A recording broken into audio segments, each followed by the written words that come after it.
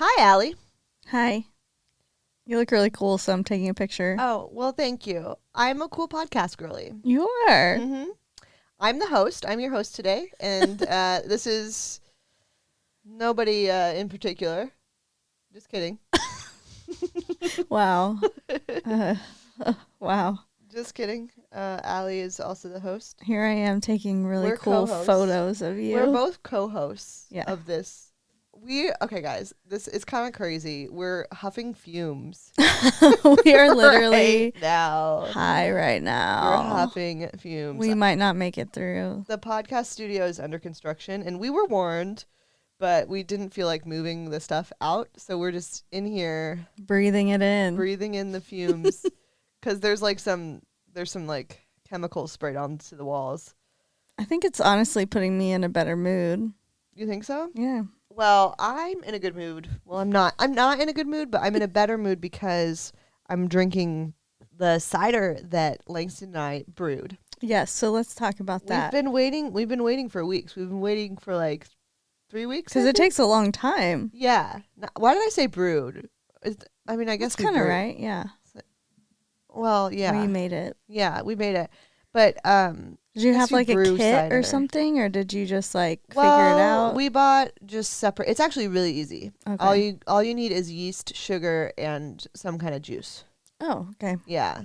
What juice did you use? Apple juice. Okay. Yeah, that makes sense. So we did apple juice, and then you put I think it's like a pound of sugar per gallon or something like that. I forget what the ratio was, but then you mix in the sugar with the yeast, and we decided to put some rose petals and honey in it. Ooh. So it's like partially a mead, Wow. technically.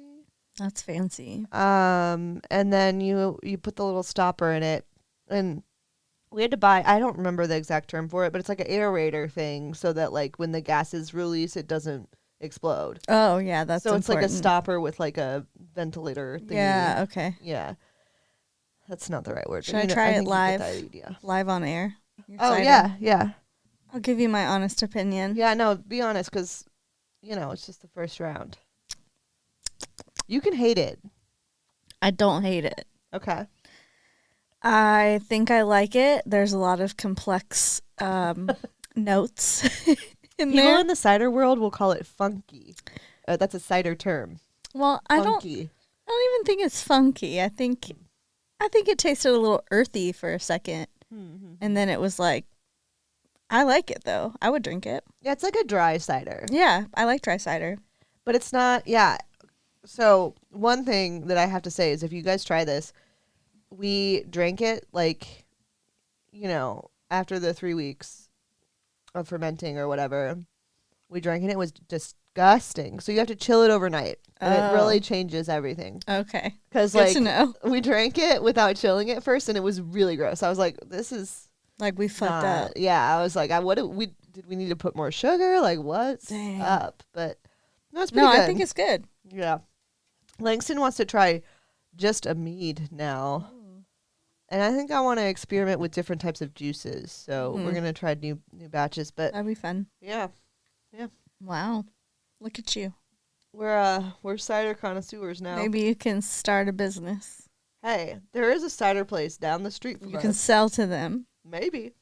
Be like, listen, I'm just a small. I think you have to get it like FDA approved one or person something. business. Oh yeah, probably. Like, There's like probably bottling rules. and like packaging food items. Yeah, there's definitely rules. There's permits you gotta get and all kinds of probably shit. Maybe we can just like put a stand out in front of. Yeah, like the Girl like Scouts selling lemonade.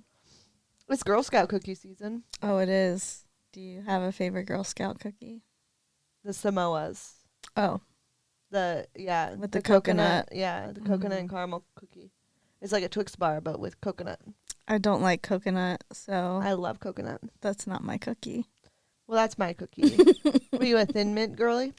Not really. What are you? Take one more guess. Tag along. No.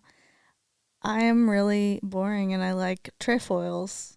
What? Which Oh, are like those are the shortbread cookies. Yeah. I like the shortbread cookie. It's not too sweet, not too much going on, but they're just so good to me. They're good.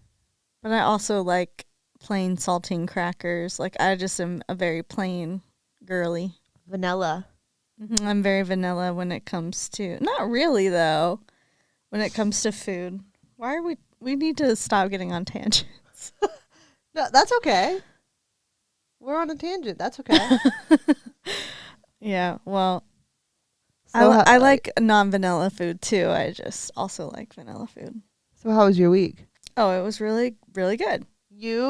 I was hanging out with the animals at your place. Thank you so much. Yes, you're welcome. And you were off frolicking where?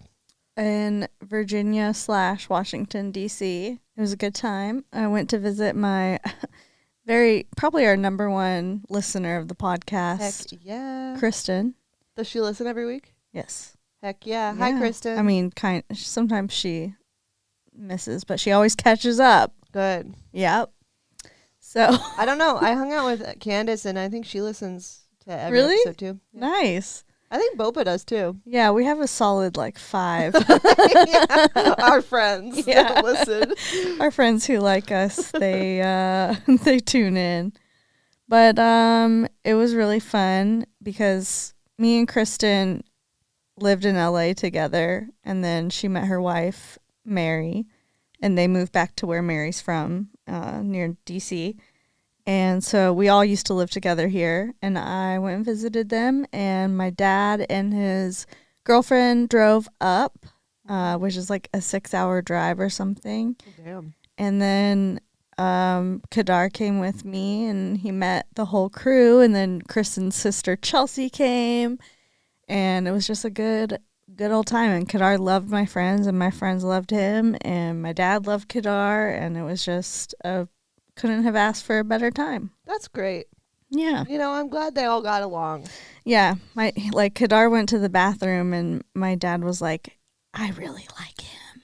Aww. And I was like, oh, because he never he must really like you if he says that, He didn't say that about your ex? Sure didn't.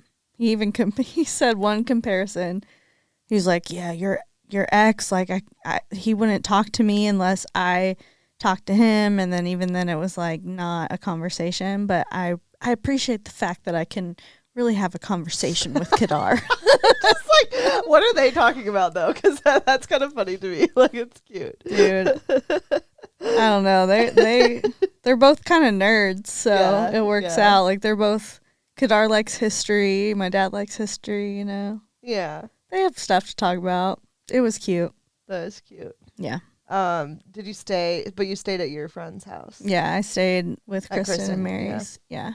Did you guys go anywhere? Or you just mostly hung out at the place? We went to Richmond, which was cute. It was like a little hipster town. And then we went to DC the next day, and we went to the zoo. Has Kadar ever been to DC? I don't think so. Oh, wow. Yeah.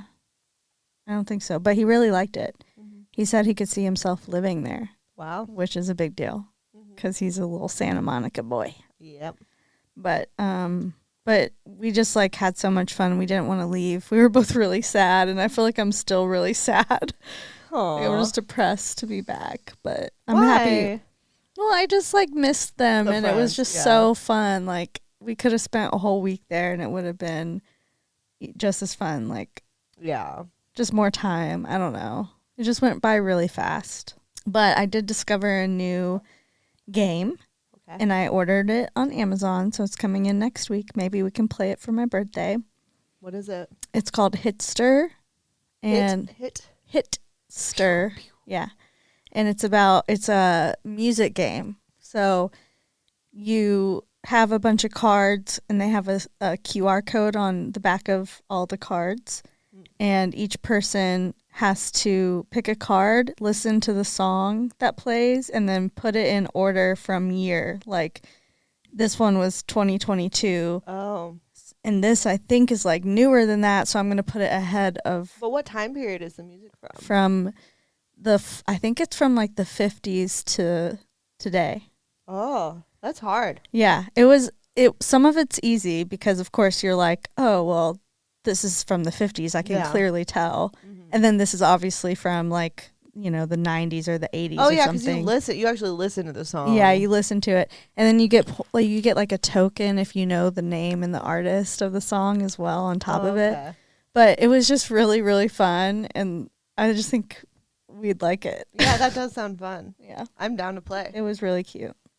So birthdays coming up, Yep. and that's gonna be fun. So you'll get to see Kristen again, which is like Yeah, she's coming. Or- Oh yeah, so Kristen's coming back she's coming to LA, and she hasn't been here since we lived here together, and we used to live in the same neighborhood that I live in right now. So it's gonna be really fun. full circle. Mm-hmm. Full circle, baby. Yep. I gotta get Sarah to come visit, Yeah, you do. maybe for my birthday. Yeah, she's got time to plan it. But yeah, so sounds like you had a fun week. Mm-hmm. I hung out with the animales. Yes, thank you for that. And they were cute. Did Alfredo get butt sick at all? No, Okay, that's good. no, he didn't. Sometimes he does when I'm gone. Maybe it's just his other caretaker. Yeah, I think it might be actually his other old caretaker. He'd always bring him back with poop butt. But also, like, it might just be that, like, he sees this as your home. Like, Yeah, he's like, more at comfortable. home. Yeah. Yeah. He was fine. I think he was, like, just cuddly. Really cuddly. Yeah, And he then- loves to cuddle. And then he was like, no touching Jupiter because I'm the only one that matters. He's such a brat for that. God, he's so jealous of Jupiter. You can just say her name, and he's like, and he'll, like, immediately, yeah. yeah. Or he'll, like, immediately come up to you. Whenever I call Jupiter, He's like, me?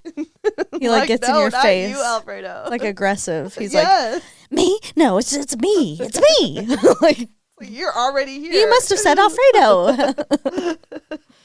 He's a brat. Yeah. They're good kids. They're good kids. They like to wrestle around. They with do each like other. to wrestle. So Entertaining. yeah. But we do have a topic outside of that. Mm-hmm. And it's, I think, suiting for LA because we do live in the city of stars where movies Hollywood. are made. Hollywood, baby. Hollywood. And yeah, so it is the Bechdel test.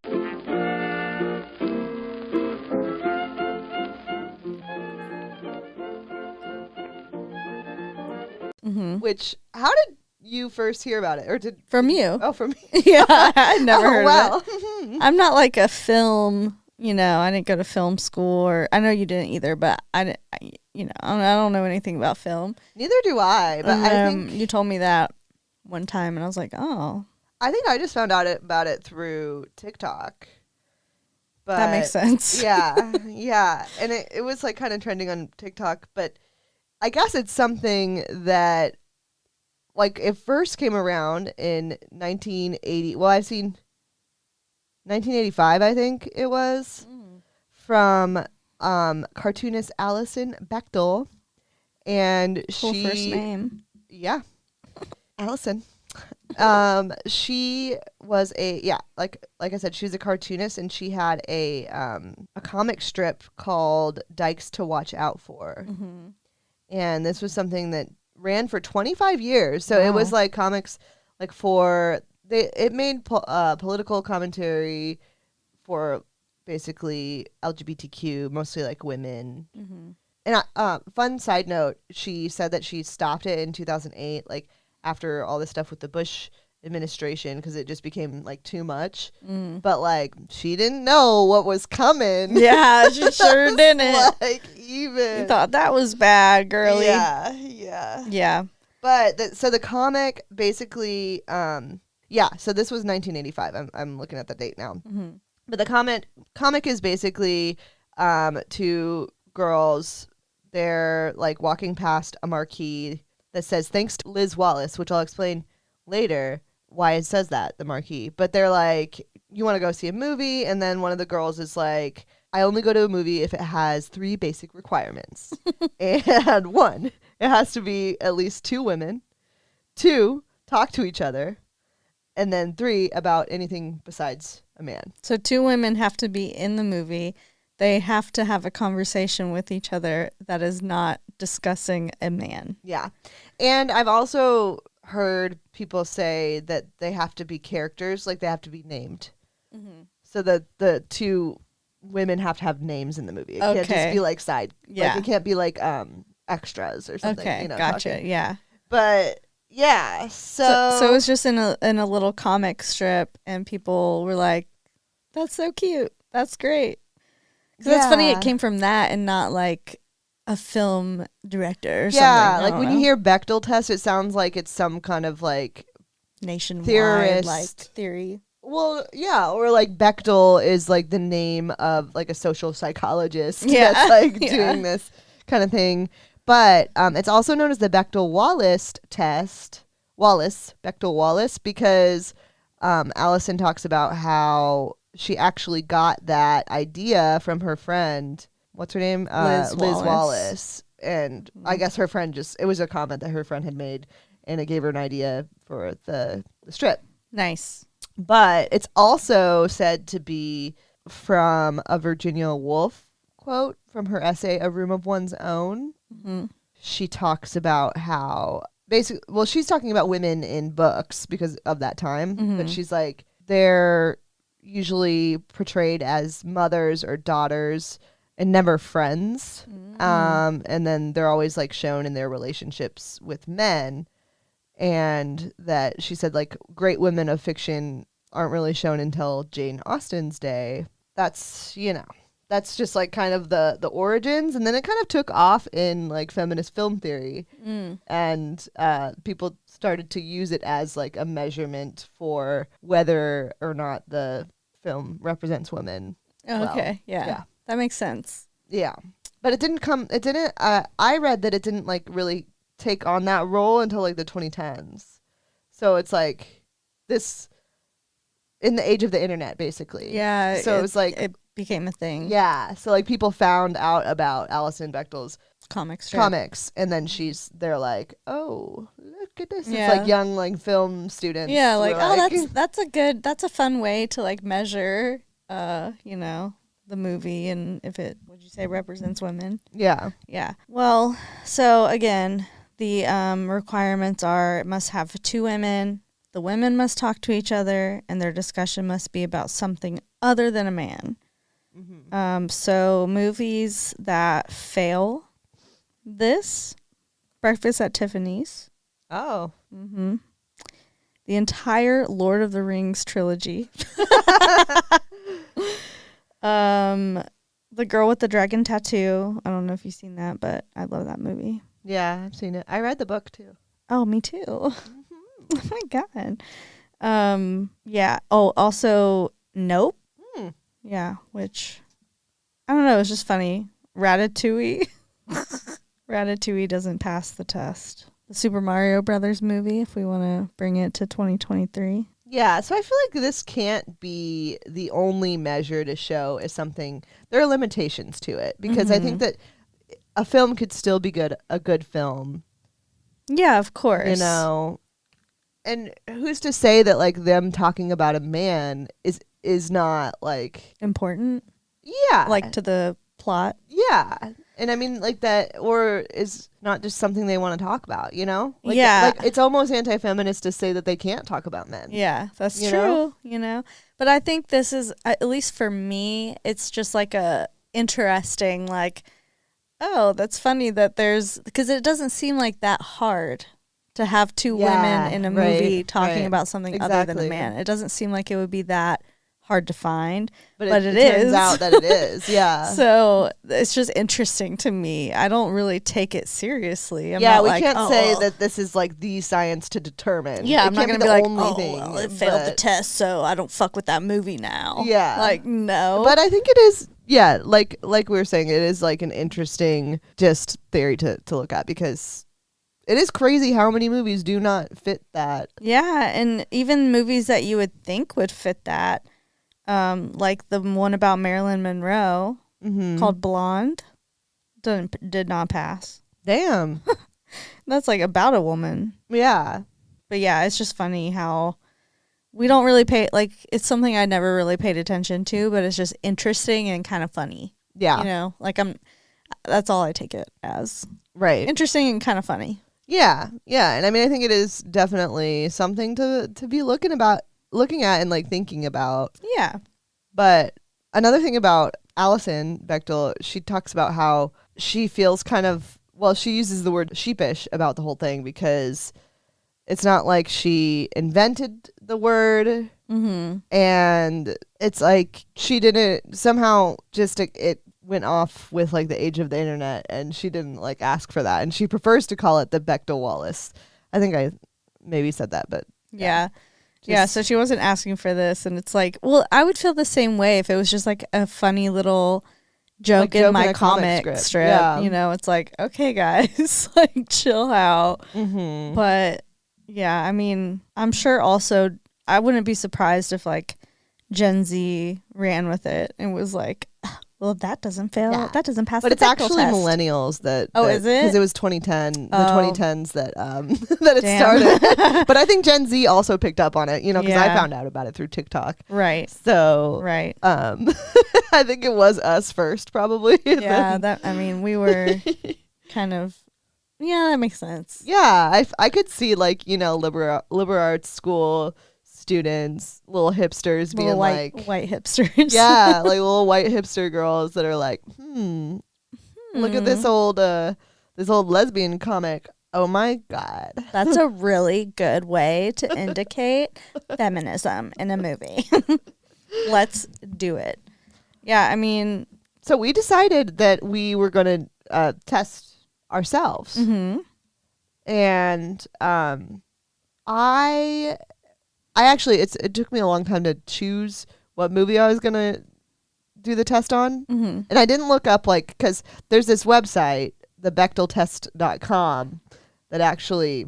It'll tell you if it passes or not. Yeah, and it's like peer-reviewed, so... Well, not peer-reviewed, but, like, anybody can make a comment on there. And so there's, like you said, there's, like, people fighting in the... Yeah, there's some people who, like, disagree about things. They'll be like, well... it doesn't pass because of this. And then they're like, no, it does because you forgot about this conversation.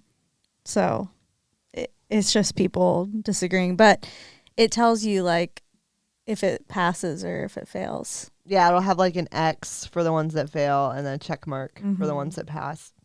But anyway, it took me a long time to decide what movie I wanted to do. Mm-hmm. But I ended up choosing the highest grossing film from 1990, which, believe it or not, is Ghost. Ghost. What about you? What'd you pick? I picked The Incredibles because we wanted to watch it. We were like talking about The Incredibles for a few days for some reason. I think we saw like a quote on the air, like in LAX from Disney or something. But we wanted to watch that, and I was like, that would be a good one to see if it passes because, you know, it's kind of like women superheroes. Yeah, and I mean, there's there's supposed to be like a family. It's like for the whole family. Yeah, for the whole family. So, you know, we'll see. Did yours pass the test? So on BechdelTest.com, it says it does, but I would disagree. Oh, okay. Yeah, because there is, and you've seen the movie, right? You've seen Ghost? Yes, I have. So there's the psychic lady. Her name's Oda Mae Brown. Well, it's Whoopi Goldberg's character in Ghost. And there's a scene where she's talking to her, like, little helpers. So that's a part where, like, they're just talking not about men. Mm-hmm. But those helpers, they're talking about how, like, she's like, oh, yeah, my mom had the gift and my grandmother had the gift. So that they're all three talking in a room alone, not about men. They're talking about her psychic gift. Yeah. But those two women, they don't have any names. Oh. Yeah, they're just like nameless characters. So damn. I feel like that doesn't count. And also, technically, the ghost was in the room.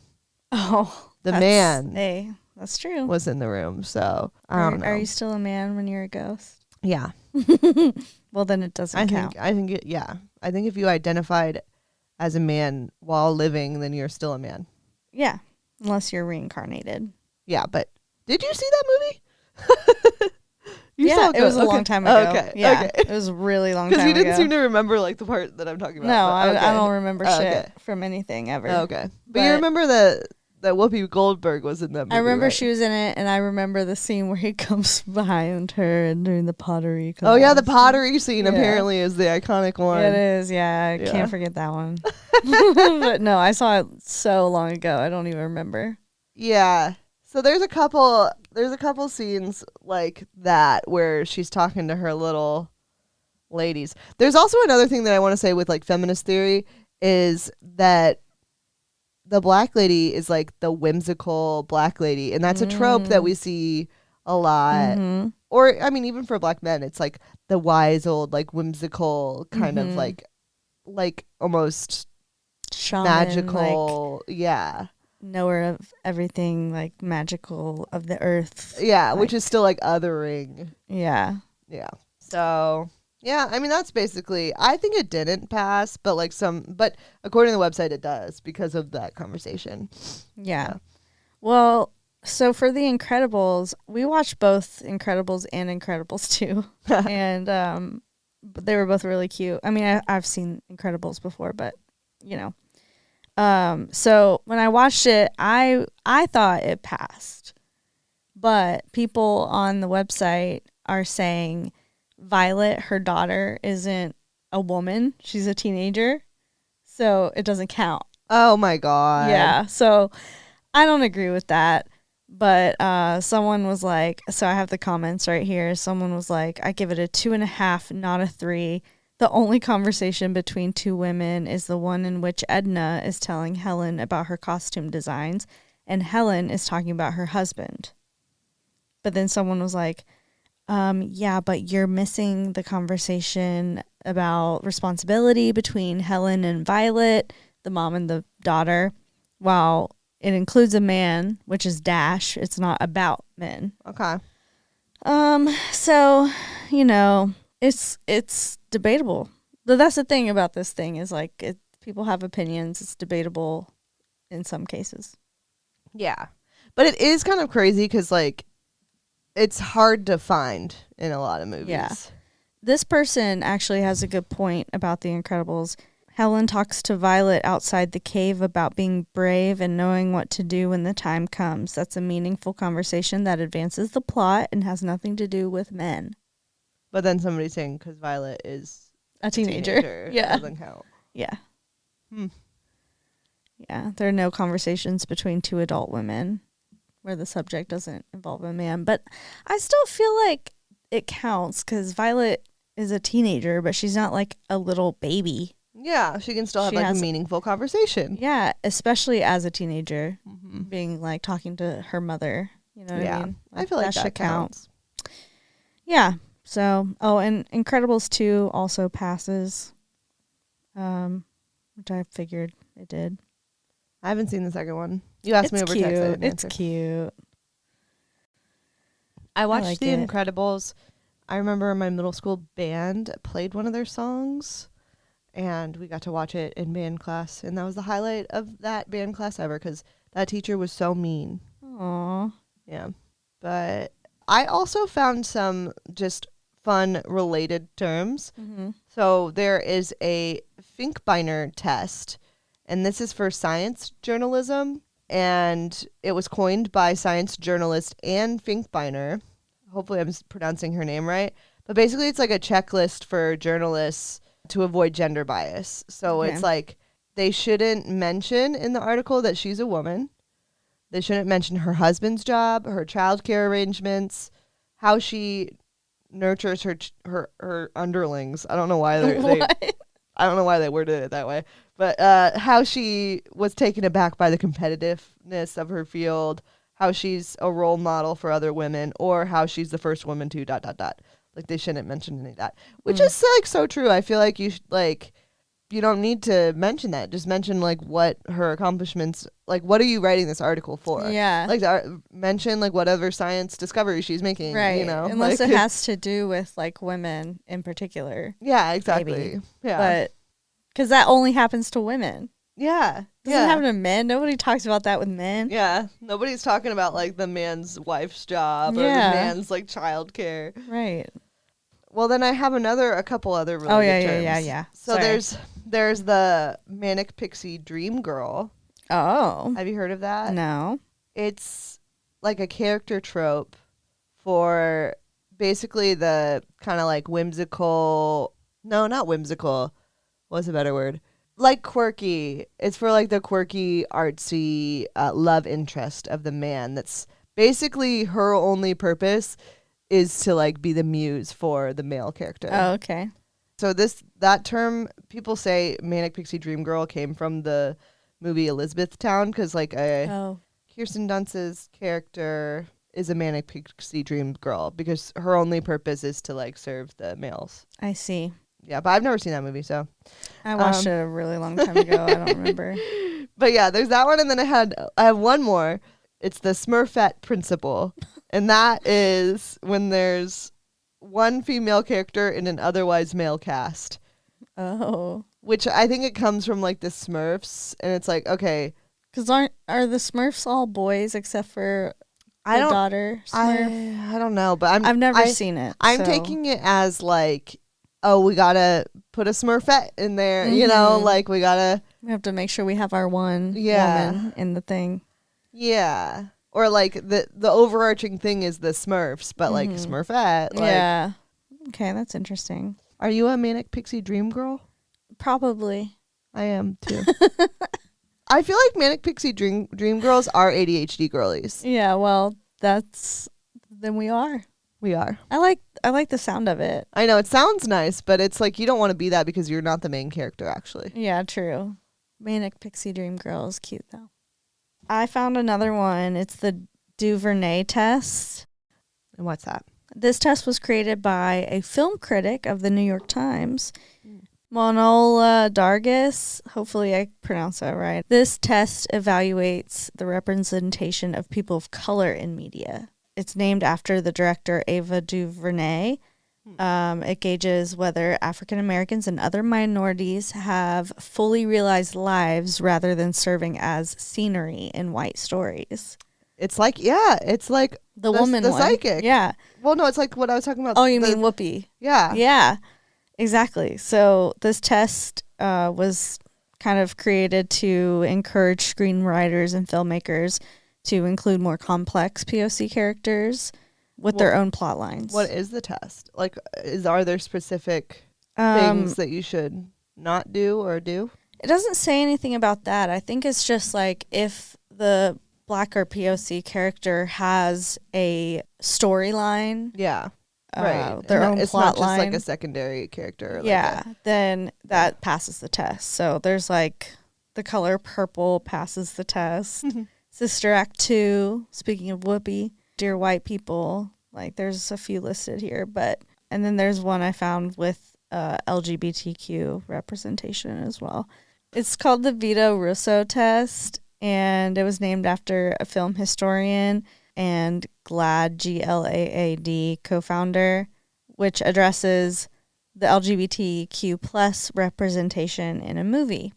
So for it to pass the test, there has to be at least one character that identifies as bisexual, lesbian, gay, transgender, whatever, queer, I would say. This character cannot be solely defined by their sexuality or gender identity. This character must be integral to the plot to the extent if they were removed, it would have an effect on the story. Well, so it's similar to the POC one. Yeah. Movies that pass this test is But I'm a Cheerleader. Oh, yeah. Classic one. Love that movie. Brokeback Mountain. I don't know why we always laugh at that one. I know. Is that homophobic to laugh at? Yeah, maybe. But it's like, just because it's Jake Gyllenhaal. And yeah, I know. It's hard not to laugh at that one. Because it's kind of like, corny a little. That's what it is. It's like it's just a little corny. Like, really? 2 rugged cowboys go off. It feels unrealistic. Yeah. But it's like, just corny, dude. Yeah. Yeah. I think it was also during the time that like like middle school, and people would always just joke about Brokeback Mountain. So Yeah, I people think are like, "Oh, yeah. Brokeback Mountain!" Like, especially because during that time it was like funny to be gay, which Yeah. is fucked up. I'm not saying that's good. I'm just saying, like when we were younger, we're like, oh, that's gay. That's gay. That was like such an early 2000s thing. Yeah. You know? There's one more I want to mention. It's just funny to me. It's the sexy lamp test. Oh, I saw you that hear one. about this one? Yeah. So it's an experiment created by a comic book and TV writer, Kelly Sue DeConnick. She wrote Captain Marvel, the comic. And according to her, if you can remove a female character from your plot and replace her with a sexy lamp and your story still works, you're a hack. Well, it just reminds me of A Christmas Story, the sexy lamp. Yeah. The leg lamp. Oh, there's films who fail the sexy lamp test. Batman from 1989, Transformers, the original, and Skyfall, the James Bond movie. There's too many action movies that make a lot of money. Yeah. That's what I have to say about that. Mm-hmm. Because I was looking at for my research, looking for what movie to choose. Most of the top 10 movies for like each year are action films or superhero films. Really? Yeah. They're either action or superhero. So I was like, and then those are the ones that usually don't have women representation. Yeah, most likely no. But even the Avengers movie doesn't, the original, like just the Avengers movie, it doesn't pass the Bechdel test. Wow. Yeah. Oh, there was and the like Avengers has like girl power in it too, you know? Yeah, so that's kind of weird. There is one tidbit that I saw. Some people have found that it's more likely for movies that are sci-fi or fantasy to pass the Bechdel test and the theory is that like gender roles are not the same in those worlds, like those made up worlds. So yeah, it's often because they're like different worlds. Yeah. That's why in the comic they said she said the last time I saw a movie was Alien. Oh yeah. It's the last one that passed the test. Two women had talked to each other about the monster. Mm-hmm. Yeah. They're talking about a monster. Yeah. Not a man. Not a man. So I think I want to start reading this comic though. Yeah, me too. It sounds fun. Text to watch out for. Mm-hmm. It ran for 25 years. That's from crazy. 1983 until 2008. There's a lot to read. And also, Alison Bechdel just sounds like an interesting writer. She's written like some books and stuff. Mm-hmm. Might want to check her out. Yeah. Yeah. Oh, one also, I read a couple interviews of hers. One was from NPR and one was from The Guardian. And in The Guardian one, they ask her, have you ever considered switching pronouns? And I just liked what she said because it's, I think, what I would say. And she said that I understand why people use they, and I could do that, but I've worked so hard to count as she, so I'm going to stick there. And that's kind of how I feel about, like, I like the idea that gender isn't real, but it's also like we had to fight to be she. And sometimes it feels like using they would be like using like a J.K. Rowling. What are they called? The pen names?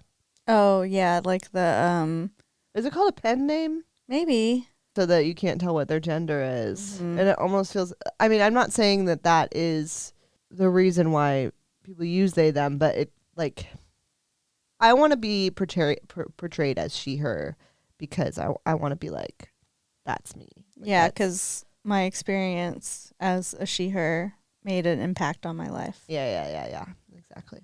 I think that it's just good to think about this stuff, even though it's not, obviously we're not like using it as a perfect science. Yeah, like it doesn't affect my movie watching at all. But it is nice to think about that. But it is interesting. Like you know. To be like, we do need some representation, not just for women, but for, you know, people of color and people in the LGBTQ community as well. Mm-hmm. And the Smurfs. But I guess that's the thing, though, is like, how far do you want to take it? Because it's like, okay, do we need to have representation of every single race, right? Every single like disability, or you know, like, how do we decide like what needs to be it's almost like just a good to know. Yeah. You know, like if you're trying to show, I don't know, a movie that has strong like Black representation, that's not just whatever. Like if that's a movie you're looking to show, you have a list to show you what movies pass and what movies don't. So that's nice. Or like, I don't know.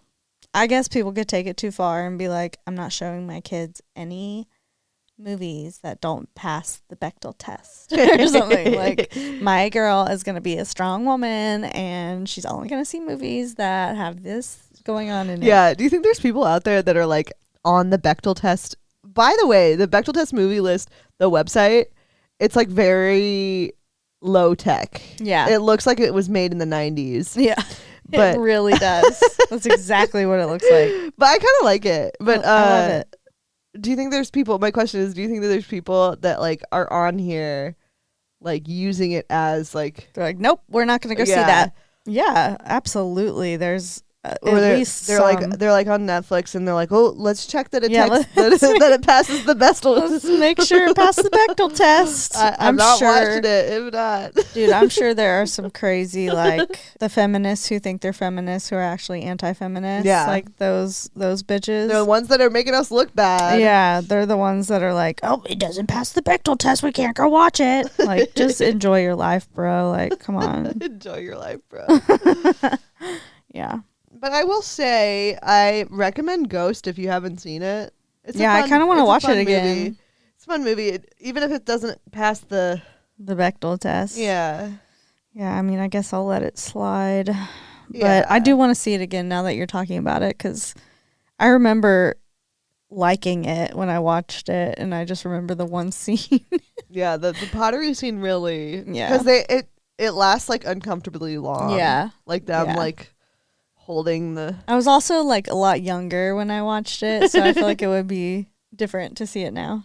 Yeah. The pottery scene is funny because it doesn't really seem like it wasn't needed. Yeah. At all. And yet it's the most iconic scene of the whole movie. Yeah. Because it's like Crazy. the only time you see her doing pottery. It's like not like her character is like a pottery girl. Yeah. But like the only time you ever see her do pottery is like that scene. Mm-hmm. But anyway, that's all, folks. I hope you liked that episode. We didn't have a segment this time. No, but we'll have one. Yeah. Soon. We're doing it. We're trucking along. It's hard. But you know, next week is a good episode. It's another one involving women. Okay. That's all I remember. Oh, I thought you really remembered what it was. No, I don't. Were you looking at me like I remembered? Yeah. What? Who are you? Who do you think I am? I don't know. I was hoping maybe you looked at it recently. But stay tuned for next week is my point. I'm going to pull it up right now. Okay. It would have to be... intersectional feminism. Is it? It is. Yes. And that means... But we need 2 more for Women's Month. Damn. So if you guys have any requests... All right, guys. Follow us on Instagram at Thank You So Much Pod. Also, share this with your friends. Buy us a coffee. But share this episode with 2 friends that like the Bechdel test and want to learn more. Most feminist friends. Or share this if you live in a small town in West Virginia and you think that women should be represented in movies and nobody knows what the Bechdel test is. You tell them by sending them this one. Yep. Tell them by sending them this podcast. Yep. Thank you so much. Buy us a coffee. Some of this equipment here is going out. Yeah, can you guys hear? Like, we've been having some issues with the sound. So we want to buy new things. Yeah. So buy us a coffee so we can buy new things. It's getting rough out here, okay? Yeah. All right. Thank you so much. Thank you. Love you. Bye.